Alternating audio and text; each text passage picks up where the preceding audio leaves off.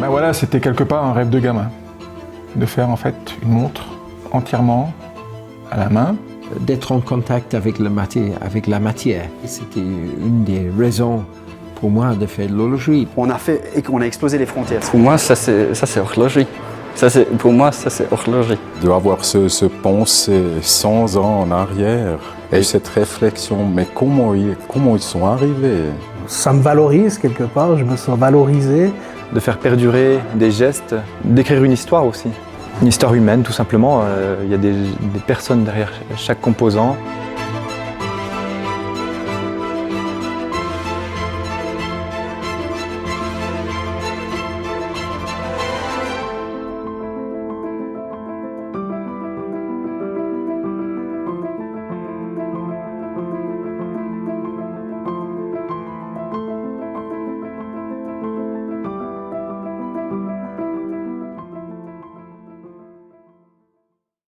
Donc c'est cette pièce-là.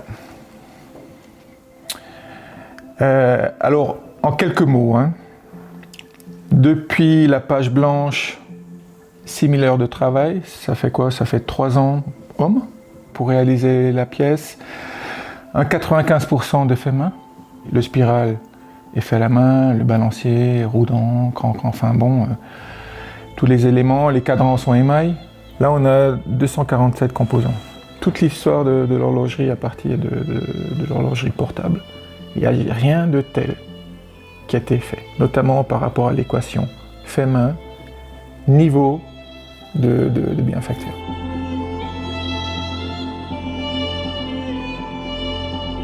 Quand on a commencé à travailler ensemble, il y a presque 20 ans, on a fait nos premiers prototypes nous-mêmes sur pointeuse, sur tout, roulage. Donc c'est vrai que c'est un retour aux sources. C'est un retour aux sources, un retour à la source, je dirais, du cœur de nos métiers avec des vocations. On le voit bien depuis qu'on a fait le premier projet, donc Naissance d'une montre 1 avec la fondation Time & On. C'est un peu une vision de retrouver des savoir-faire qui sont perdus, des tours de main qui sont perdus, de dire non mais là il faut vraiment qu'on fasse quelque chose, sinon c'est perdu à tout jamais.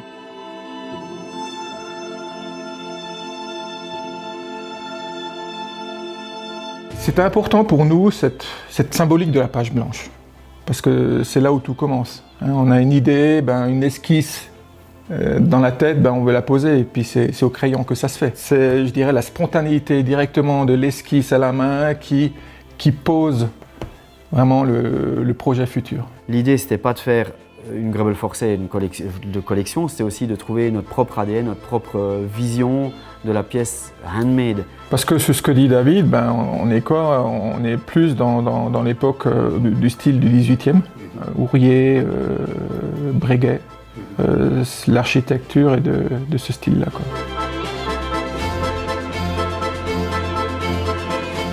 Il fallait vraiment, pour chaque composant, une réflexion avec le mécanicien, l'horloger, ensemble. Je dis comment on peut réaliser ce composant-là sur les machines traditionnelles. On a dû faire des recherches pour retrouver ces machines d'époque dans un état hors norme aussi, donc l'amener en tout cas dans une précision d'antan, on va dire. Et puis à partir de ce moment-là, d'attaquer ce challenge.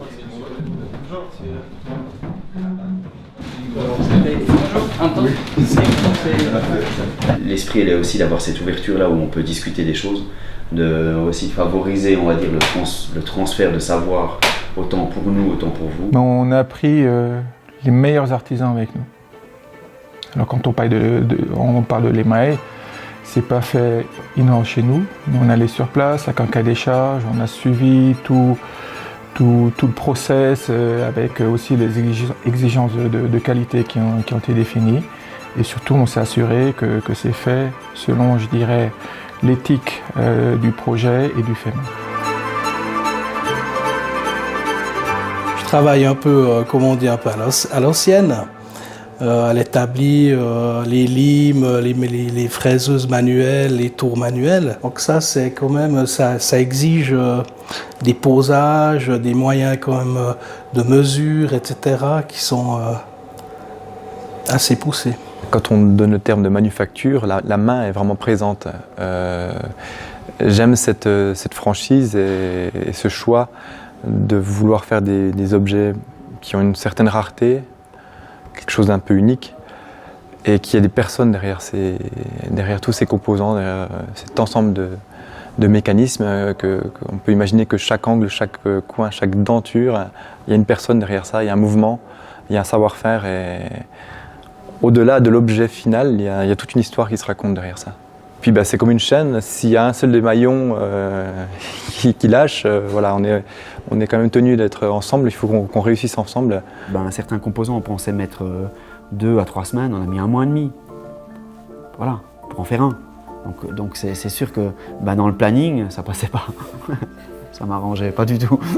Donc il a fallu trouver aussi des passerelles de certaines personnes qui avaient, par exemple, nous on a eu un bon feeling sur tout ce qui était pompe platine, on a les chatons, tout ce qui était petit axe, le roulage, on a énormément avancé là-dessus et on a eu d'autres problèmes sur la matière par exemple.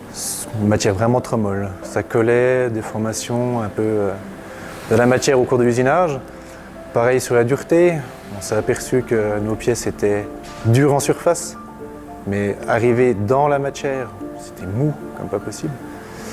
Et on a pris un peu de retard là-dessus, on s'est avancé sur la création de pompes, puis on a tout de suite arrêté, on est reparti après sur Meisha. Dans ces projets-là, chaque composant, je peux te dire qu'on a avancé et reculé systématiquement. Donc il faut ramener aussi, grâce à la main, cette précision dans ton composant, ce qui est phénoménal.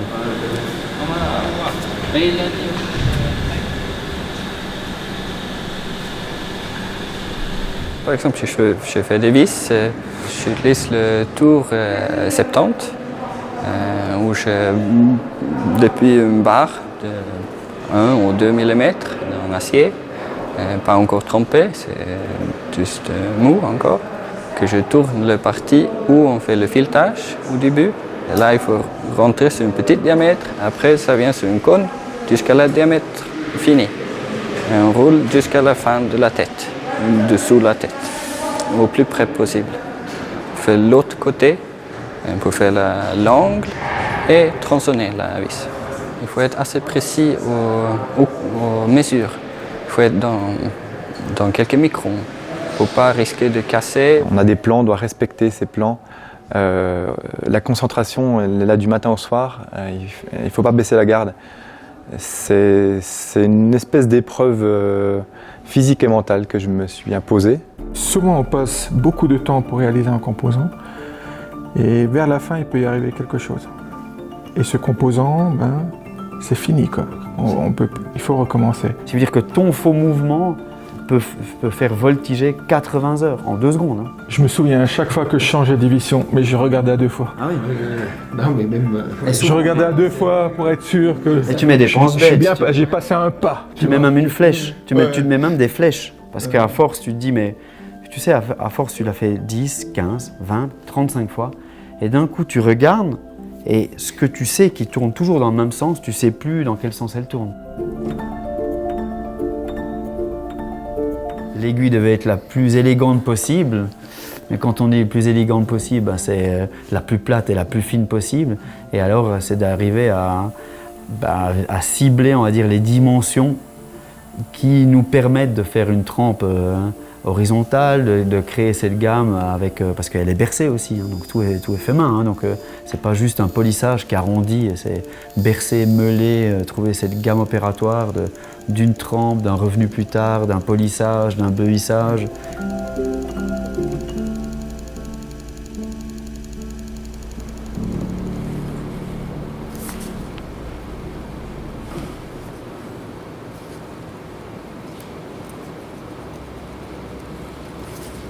Elles sont tellement fragiles, elles sont tellement fines, donc quand l'usinage vient se faire, on a parfois des irrégularités au niveau justement de ces arrondis.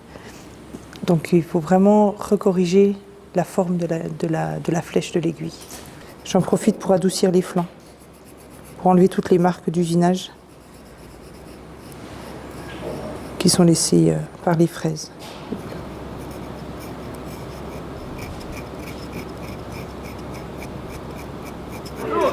Tu vas bien? Oui, toi aussi? Ouais, très bien. Oui. Ça, c'est 2,5 et ça, c'est 5. Puis en fait, on parle pas de dixième mais de centième. Hein. Ça veut dire si tu as quelques centièmes de différence, ben, on le voit. On va voir, oui. C'est pas en dixième, quoi. Donc je dirais le regard perçoit une différence de quelques centièmes. Les mains et les oreilles qui travaillent ensemble et disent, et voilà, maintenant... Le regard. Et le regard. Le regard aussi, mais ça, on a sent la lime qui travaille plus, je pense pas une nouvelle.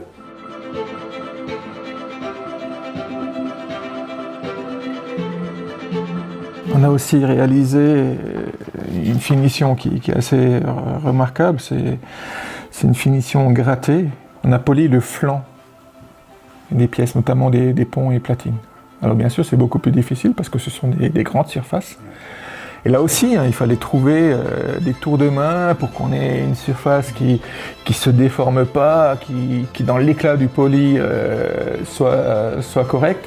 Et malgré ces imperfections sur les supports de la réalisation des composants, on est arrivé à avoir une bienfacture irréprochable. Même le boîtier fait sur une machine traditionnelle, sans apport numérique, ce n'est pas rien, hein, parce que on a des formes qu'on reconnaît de gravel forcé dans les cônes, dans la forme de la boîte.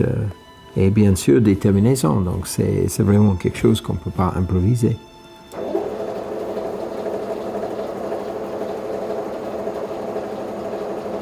On a une carrure inférieure, une carrure supérieure. On a une lunette qui est séparée en deux parties qu'on peut appeler couvercles, qui viennent habiller le dessus de la tête de montre.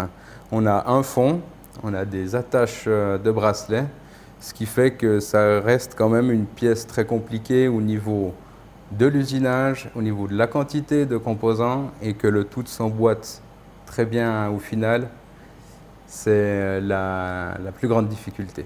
Il faut bien imaginer que la différence qu'il y a entre une machine conventionnelle et une machine CNC, c'est qu'on ne fait pas simplement un basculement et on peut usiner. Quand on fait un basculement, on doit refaire tout l'alignement et recentrer toute la pièce qui nous prend beaucoup de temps. Alors on essaye un maximum de condenser les opérations dans un plan et après dans un autre plan. Donc là, c'est une rondelle de ce format-là qu'on va recevoir, sur laquelle justement on va faire toutes les opérations pour arriver à une pièce terminée telle que celle-là. La première est l'étape du galbe de dessus de corne. Après on fait le dessous de corne. Et à partir de ça, après, on peut commencer de façonner la pièce sur les extérieurs. On utilise une fraise qu'on vient dégrossir toutes les parties latérales de la pièce, y compris l'entrecorne de chaque côté, qui nous permettra par la suite de passer un outil de forme. Cet outil de forme-là qui nous permet justement de finir l'entrecorne.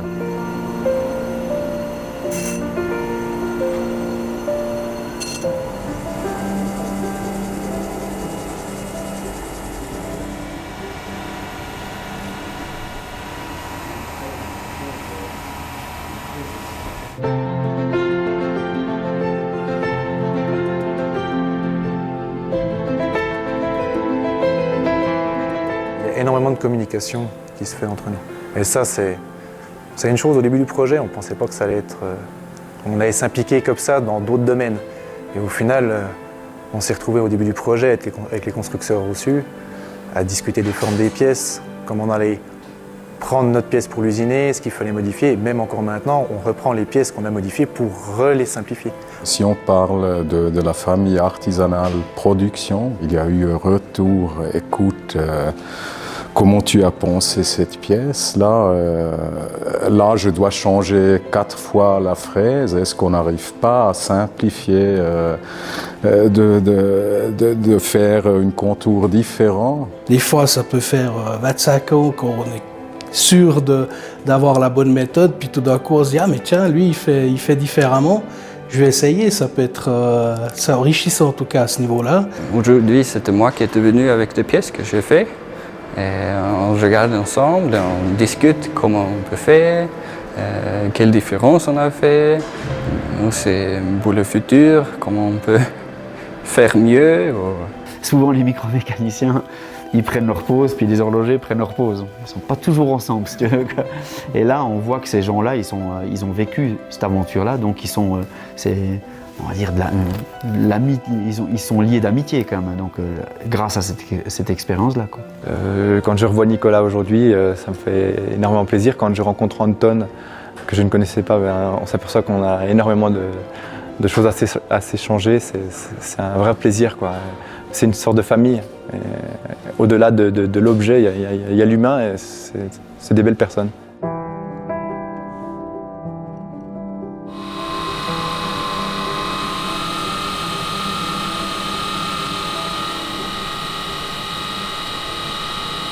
Faire un spiral avec les moyens du bord, un balancier, une roue d'échappement. Il y a 80 ans d'industrialisation dans un balancier spiral aujourd'hui. Vraiment. On ne se rend pas compte la complexité industrielle pour arriver à cette précision-là aujourd'hui. De le faire à la main, tu t'en rends vite compte.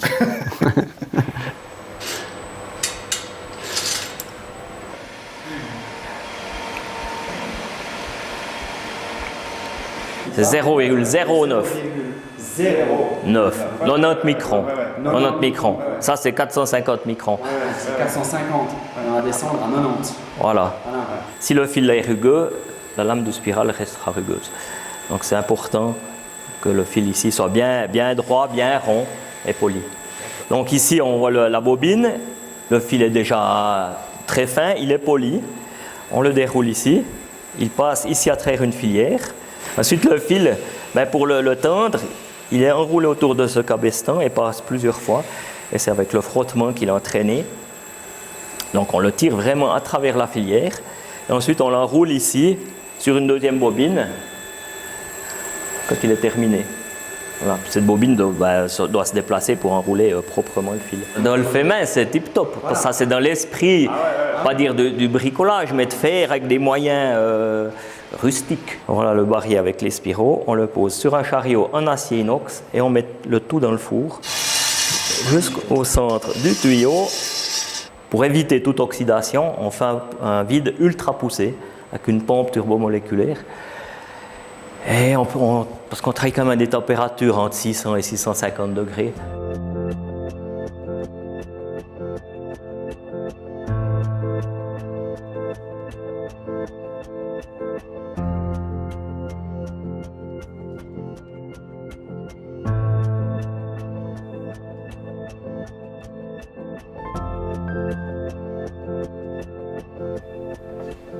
Ce qu'on fait une fois que le spiral il est mis en forme à peu près, on le monte dessus et puis là il y a toujours des corrections. C'est super important qu'il soit bien plat et qu'il tourne sur paire vraiment concentrique. S'il n'est pas concentrique, après ça va faire des balourds dans les positions. Donc à partir du spiral plat, maintenant qui est précompté si on veut, on doit monter la courbe donc en faisant 2 plis et pour que la lame puisse passer sur le reste du spiral. Donc ça c'est déjà fait et ensuite on doit lui donner une forme bien définie pour aller au piton, ce qu'on appelle la courbe terminale, quoi. Un balancier qui sort d'une commande numérique a un balourd de 160 mg. Voilà. Nous aujourd'hui on est arrivé en fait main à faire un balancier qui a 185 mg de balourd. C'est juste fantastique. C'est fantastique. Et avec, on va dire, avec le petit piano, on va dire, de l'équilibrer à la main, on arrive à avoir 10 mg. Donc, avant de faire le mariage avec le spiral.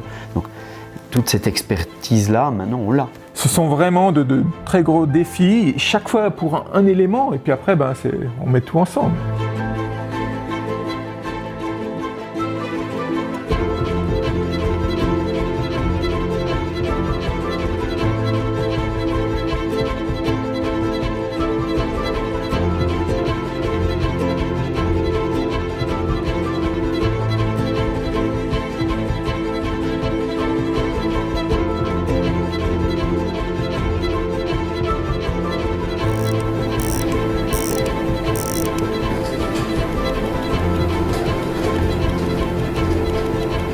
Le premier tic-tac a été assez phénoménal. Assez phénoménal. Même trop phénoménal parce qu'en fait, on pensait pas être aussi bon en rendement. Là, il y a ce moment quand elle fait tic-tac. Est-ce que c'est au premier tour du barrière ou au 10e? Ça, c'est aussi un grand moment. C'était tellement émotionnel, c'était tellement immense que, bien sûr, tous les recoins, on les connaît puisque ça a été créé chez nous. Mais je dirais qu'il y a une dimension au-dessus de tout qui s'explique pas, je dirais, avec quelques mots, parce qu'il y a tout le concentré de l'histoire là-dedans. On parle de 15 ans, c'est là que ça a vraiment commencé. Encore notre apprentissage, nous, le fait main, et puis tout ça qui passe avec la famille, avec les gens qui ont travaillé autour de cette pièce-là. Enfin, moi, personnellement, quand je la vois, il y a toutes ces images qui défilent, quoi. Pour Robert et moi, c'est vraiment une grande fierté de ce moment, ce jour, d'avoir que vous, dans l'ensemble, la famille, les différentes personnes qui ont participé, même s'ils ne sont pas à l'intérieur de l'atelier Grenoble Forcé, parce que c'est vraiment un travail d'équipe. C'est pour ça qu'on voulait vous réunir tous pour partager ce moment particulièrement riche et un moment de fierté d'avoir réussi ce défi. Merci à vous tous.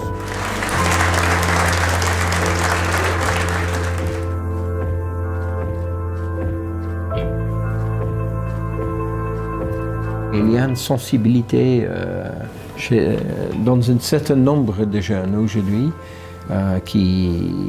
que ça leur fait plaisir de retoucher la matière, de passer au-delà, parce qu'on a tellement de technologies d'un côté, ça vient intrusif dans nos vies. Donc pour s'échapper de ça, pourquoi il y a un artiste qui pratique de l'art, on peut faire beaucoup mieux qu'une peinture à la main, on peut faire une photo digitale. Et on ne retrouve pas cette caractère, cette âme qu'on a dans quelque chose qui est fait par les mains d'êtres humains.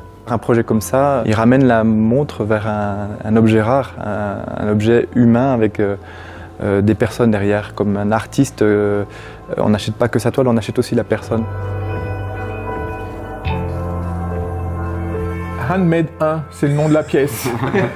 Donc forcément, il y aura une suite. Enfin, on espère. Ah mais non, mais c'est sûr. On espère. Forcément, il y a déjà des idées. On est déjà sur d'autres projets.